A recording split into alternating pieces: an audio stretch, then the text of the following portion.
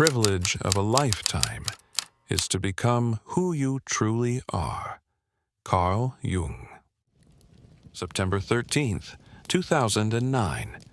MTV Video Music Awards. Taylor Swift just won Best Female Video. She's 17 years old. On stage, thanking her fans.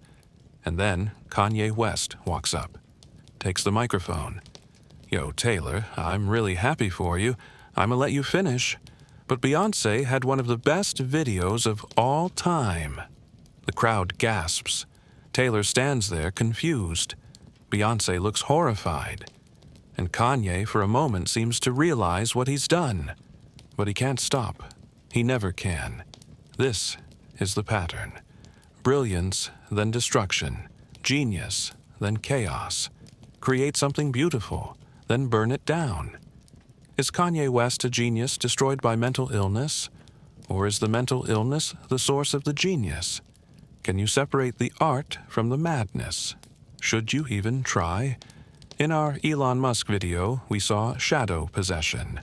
In our Mike Tyson video, we saw shadow integration. Today, we're looking at something more tragic. What happens when your gift and your curse are the same thing?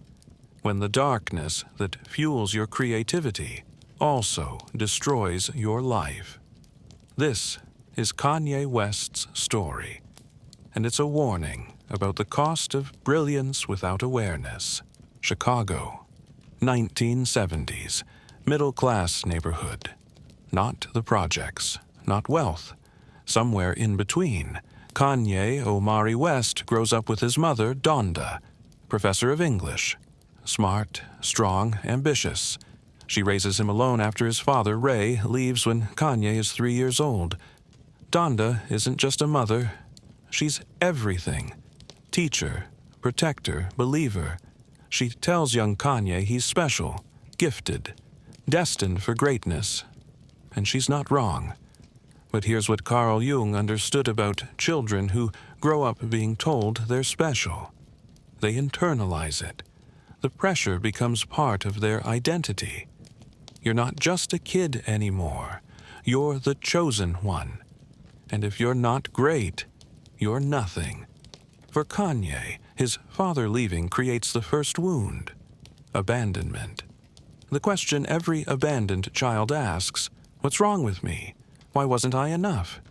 And Donda, trying to compensate, pours everything into him. Love, yes, but also expectation.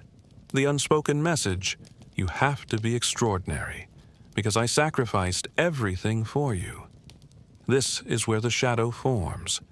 The part of Kanye that feels ordinary, vulnerable, scared. It has to be hidden, because ordinary isn't acceptable. Vulnerability is weakness, and weakness means abandonment. So Kanye learns early. Be bigger, louder, better. Don't let them see the doubt. Don't let them see the fear. As we explored in our Shadow Self video, the parts we reject don't disappear. They go underground, and they wait. Kanye starts making beats at 13, obsessively, spending hours in his room, sampling old soul records, creating something new. Music becomes the language he can't speak out loud, the place where the shadow can express itself safely. Donda sees his talent, encourages it, believes in it. She's not just his mother, she's his first and biggest fan. And that belief, it becomes both his greatest strength and his deepest vulnerability. Because when you're told you're destined for greatness, anything less than greatness feels like betrayal. 2004. Kanye West releases the college Dropout. He's already a successful producer. Made beats for Jay-Z, Ludacris, Alicia Keys. But nobody wants to give him a record deal as a rapper. He doesn't fit the mold. He's not a gangster. He wears polo shirts and backpacks. He raps about his feelings.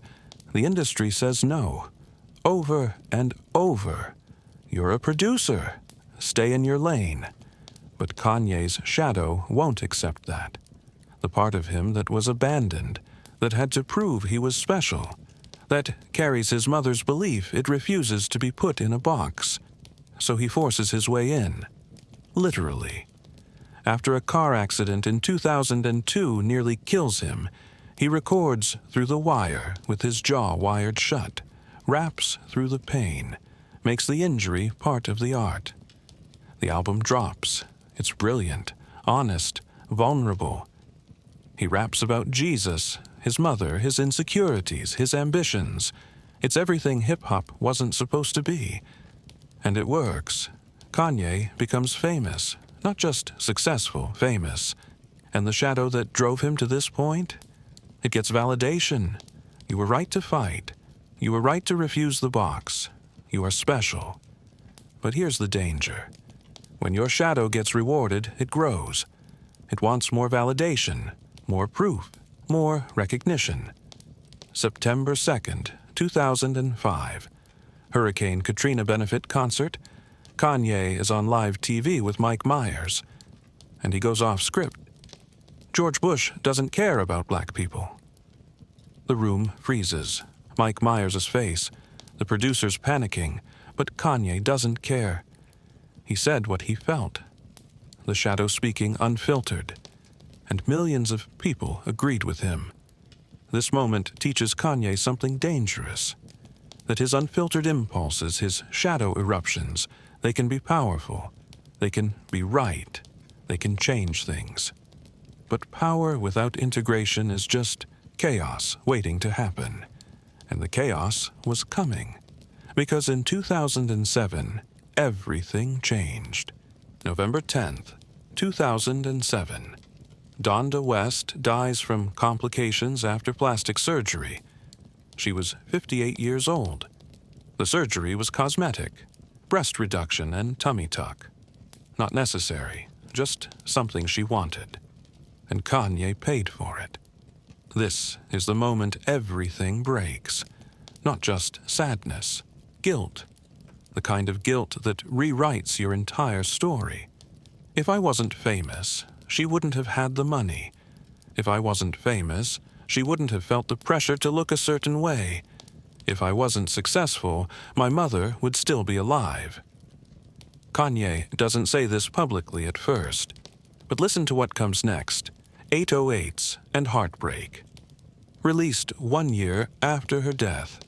The album is cold, electronic, emotionally distant but drowning in pain. Auto-tune masking his voice, because he can't sing these feelings straight. He has to hide behind the technology. Coldest winter. Say you will. Streetlights. Every song about loss, emptiness, being stuck. This is unprocessed grief. The shadow consuming everything. And Kanye doesn't have the tools to integrate it. Therapy? Vulnerability. Admitting he needs help? That's not in his vocabulary. That's weakness. And he built his entire identity on never being weak. So the grief goes underground. Joins the abandonment from his father. The pressure to be special. The fear of being ordinary. And the shadow gets darker. Heavier. More desperate for validation to prove it's still worth something. In our Mike Tyson video, we talked about the abyss. The moment where you either transform or you break. Donda's death was Kanye's abyss. And instead of going through it, he ran. He ran into bigger albums, bigger statements, bigger controversies, anything to not feel the wound that wouldn't heal. And 6 months after 808s and Heartbreak, he's at the VMAs, taking the microphone from Taylor Swift. Not because he cares about Beyoncé's video, but because the shadow needs to be seen, to be heard, to matter, even if it means destroying himself in the process. After the Taylor Swift incident, Kanye disappears for a while, goes to Hawaii, Japan, tries to escape the backlash, but he comes back with My Beautiful Dark Twisted Fantasy, 2010. Many critics call it a masterpiece, the peak of his artistry, and it is brilliant. But it's also manic, grandiose. Kanye comparing himself to God, to a monster, to a phoenix rising from the ashes. The album is the shadow on full display, unfiltered, unapologetic.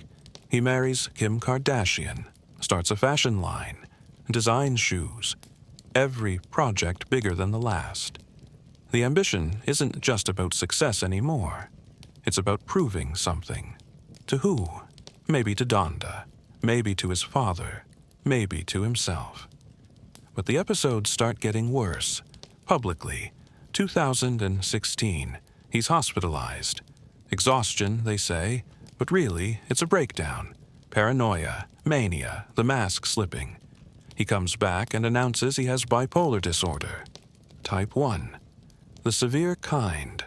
The kind that comes with full manic episodes, delusions of grandeur, impulsive decisions, periods where you genuinely lose touch with reality.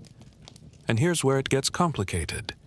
Because some of Kanye's best work happens during mania. The creativity, the confidence, the belief that anything is possible. It's intoxicating. Not just for him, for everyone around him. But mania doesn't ask permission. It doesn't stay in the studio. It spills into everything. 2018. Kanye shows up to the White House wearing a MAGA hat, hugs Donald Trump, rants about abolishing the 13th Amendment, says slavery was a choice. The same man who said George Bush doesn't care about black people is now aligning himself with Trump. The contradictions don't make sense, unless you understand that this isn't Kanye making choices. This is mania speaking, the shadow completely unmoored. 2022. He starts making anti-Semitic comments, loses his deal with Adidas, billions of dollars gone, friendships destroyed, reputation shattered.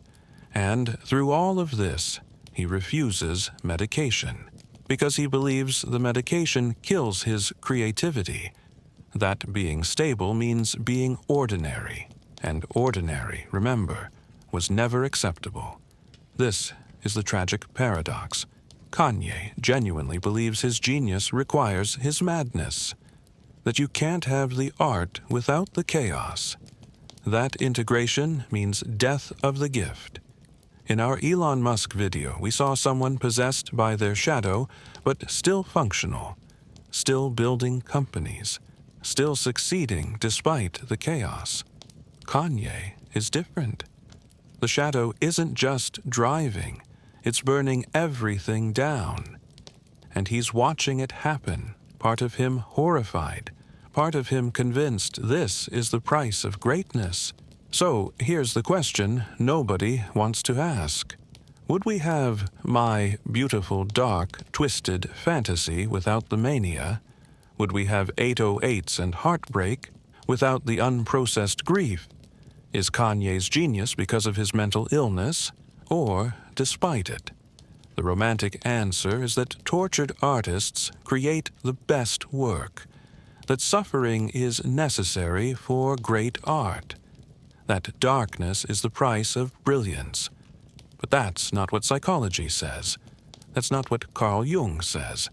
Jung believed that the shadow, when integrated, becomes a source of creativity and power. But integration doesn't mean letting it possess you.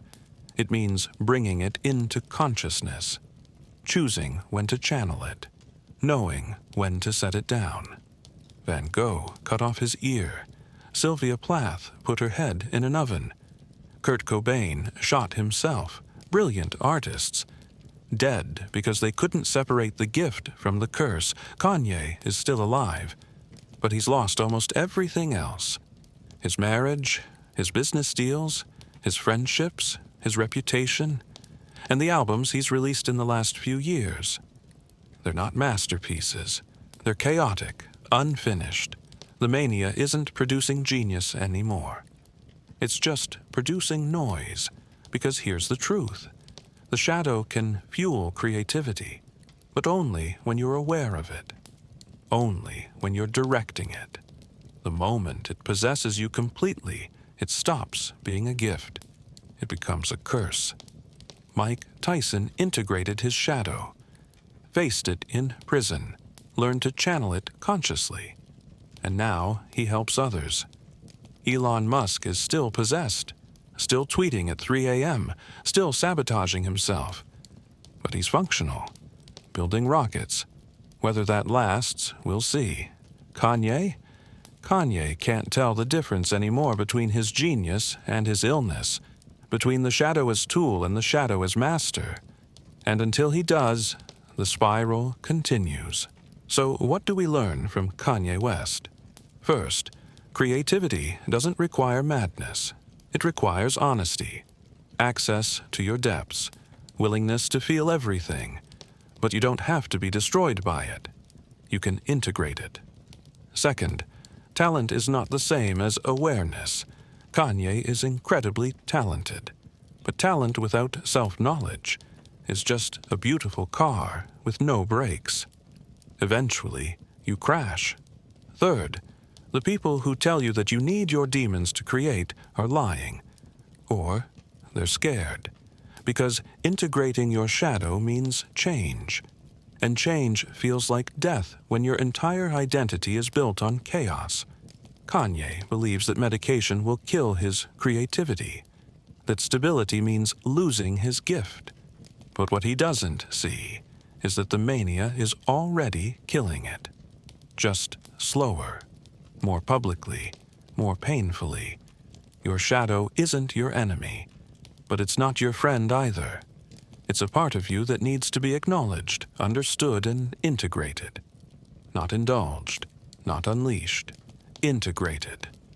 As we explored in our Shadow Self video, integration means making the unconscious conscious, bringing the rejected parts into the light, not so they can run your life, but so you can choose what to do with them. Kanye hasn't made that choice. Maybe he can't. Maybe the wound from Donda's death is too deep. Maybe the abandonment from his father is too old. Maybe the pressure to be extraordinary is too ingrained.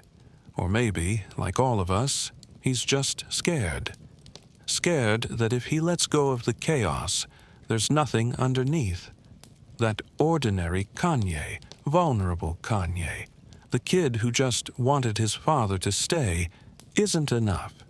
But here's what Mike Tyson learned, what Kanye hasn't learned yet. You don't have to be extraordinary to be worthy. You just have to be whole. The question isn't whether you have a shadow. Everyone does.